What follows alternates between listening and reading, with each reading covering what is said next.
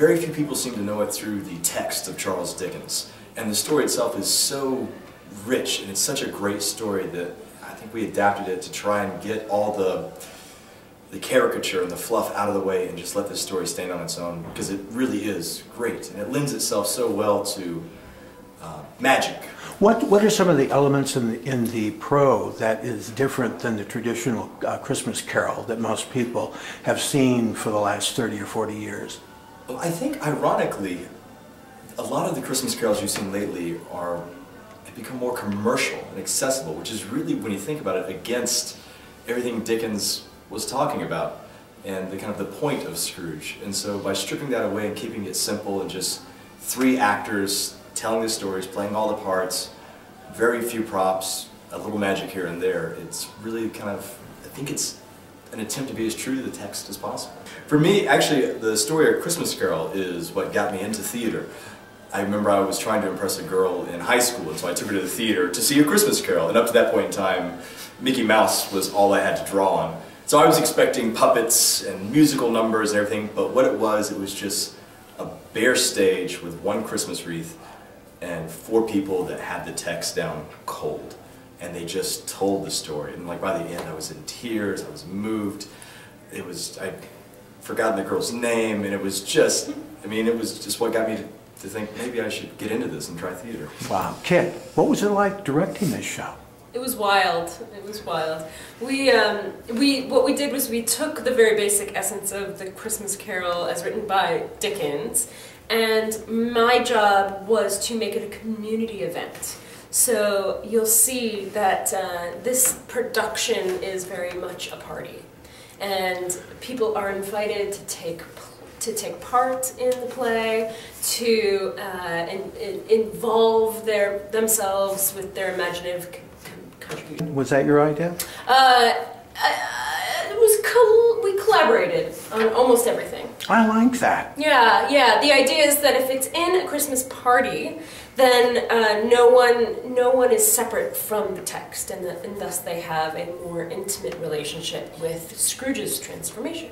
So you're the co-founder of Magic Mouth. Yes. In Chicago. Correct. Now, you're also acting in this play. Yes, I'm acting as well. We started Magic Mouth, Matthew Gutchick and I, in 2007 in Chicago, and our whole thing is we combine theater and magic.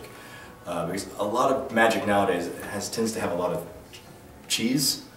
You go see a magician, he does an effect, tells a joke, does another effect, tells a joke, and does that until he runs out of effects or jokes. And there's no real through line, but magic is such a powerful narrative tool to tell a story, because I've always believed that, like, the closest we can come to a human's imagination is somewhere in between theater and magic, and that's why we started Magic Mouth. But acting, yeah, I majored in theater in college, and I've been doing that since 2007. Now, there's 2 other actors in this play, Kit. Go ahead and explain. Who are they, and what parts are they playing? Well, I'll tell you. We have 3 actors in the play. One is Ben, and the other is his best friend in the entire world, Matt Gutchick, who I met through our studies at Yale. Co-founder as well. Co-founder of Magic Mouth. And then I brought in one of my best friends from Interlochen, Kate Dillingham. So we have a little bit of a foursome going on with our history and our friendships, and it's been a lot of fun. Very good. It's already been performed in Elk Rapids. And where does it go from here? Well, hopefully it goes on everywhere, but right now it's just in Traverse City. All right. What would you like to say about Parallel 45, the production company? Well, what we do is we take familiar stories that everybody knows, and we present them in a new way. And I believe that A Christmas Carol is the perfect opportunity to look at a tale we all know very well and apply it to our own lives in this moment in time. And we do that with every play we produce. But I think this one in particular is a telling, important tale for today. Does Magic Mouth and Parallel 45 have a history? Seem like you're both somewhat similar in production. A couple years ago, and through Matt Gutchick, and we've been friends ever since. We'll probably do plays forever and ever. Fantastic. Yeah. Well, we better end this interview because you have to get on stage. Ben, thank you very much. Kit, I'm looking forward to seeing this performance, and bravo to Magic Mouth and also Parallel 45. The world needs more production companies like you. And abundance rejoices. What shall we put you down for? Nothing. You wish to remain anonymous. No. I wish to be left alone. Since you ask me what I wish, that is my answer. Of one scant young nose stooped down at Scrooge's keyhole to regale him with a Christmas carol. It swung so softly that it scarcely made a sound, but soon it rang out loudly and sung in every cell in the house.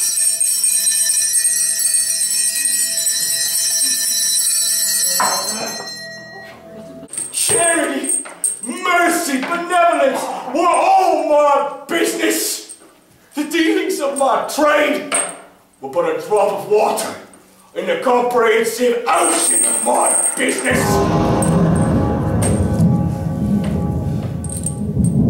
Hear me. My time is nearly gone. I'm here tonight to warn you that you yet have a chance and hope of escaping my fate, Ebenezer. You will be haunted by three spirits.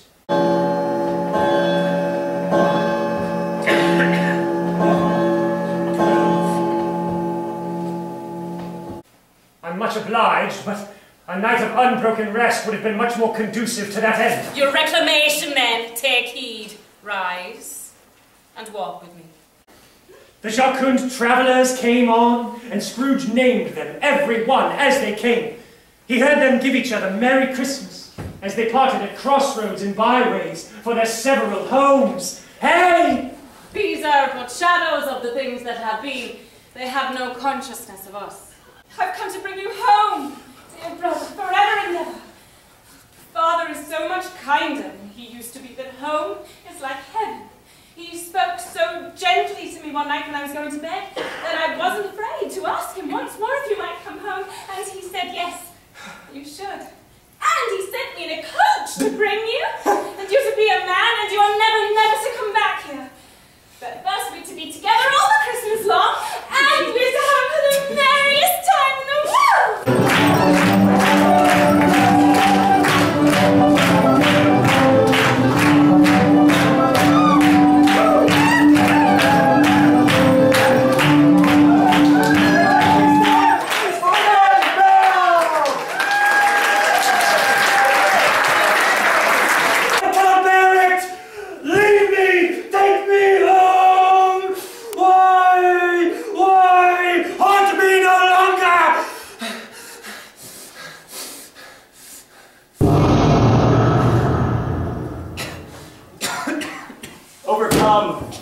By an irresistible drowsiness, and now being in his own room, Scrooge sank into a deep, heavy sleep.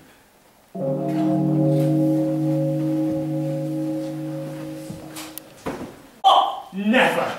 Yes, I've never walked forth with the younger members of my family, meaning, for I am very young. My elder brother's born in these later years. Oh!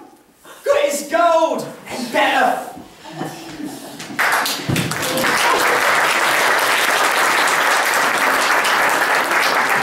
He told me coming home that he hoped the people in the church saw him because he was a cripple.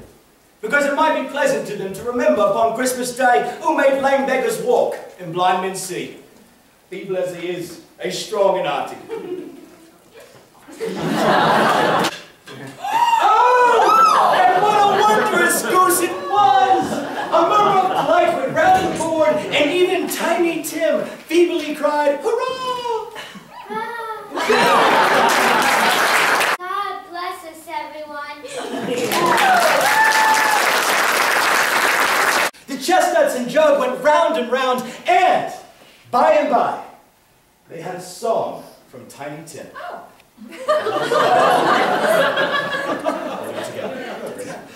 Jingle bells, jingle all the way. Oh, what fun it is to ride a one-horse open sleigh. Hey! Comfortable with it. I'm sorry for him. I couldn't be angry with him if I tried. Look, who suffers by his ill whims? Himself, always. Here he takes it into his mind to dislike us. He won't come to dine with us, and what's the consequence? Merry Christmas and a Happy New Year to you wherever you are. He wouldn't take it from me, but he may have it every year nevertheless. Spirit, are they yours? They are man's. This boy is ignorance. This girl is want. Beware them both in all of their degree, but most of all, beware this boy. For on his brow I see that written which is doom, unless that writing be erased. Deny it. Have they no refuge or resources? Are there no prisons? Are there no workhouses? Yes, yes! The bedpost was his own! The room was his own! The bed curtains were his own! They are here. They have not been torn down. They have not been torn down. Rings and all, they are here. I am here. The shadows of the things that would have been may be dispelled. No, no, they will. They will be.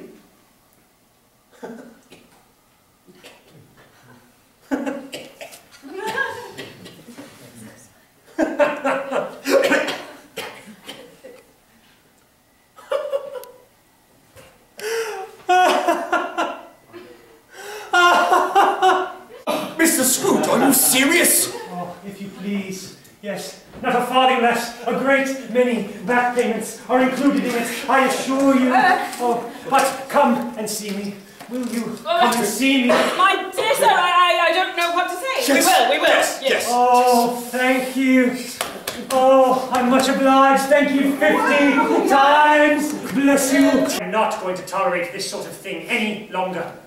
And therefore, I'm about to raise your salary. Merry Christmas, Bob. A merrier Christmas than I have given you in many years, my fine fellow. I will raise your salary, and I will endeavour to assist your struggling family. We will discuss your affairs this afternoon over a Christmas bowl of smoking bishop. Now, build up the fires and buy another coal scuttle before I dart another eye, Bob Cratchit.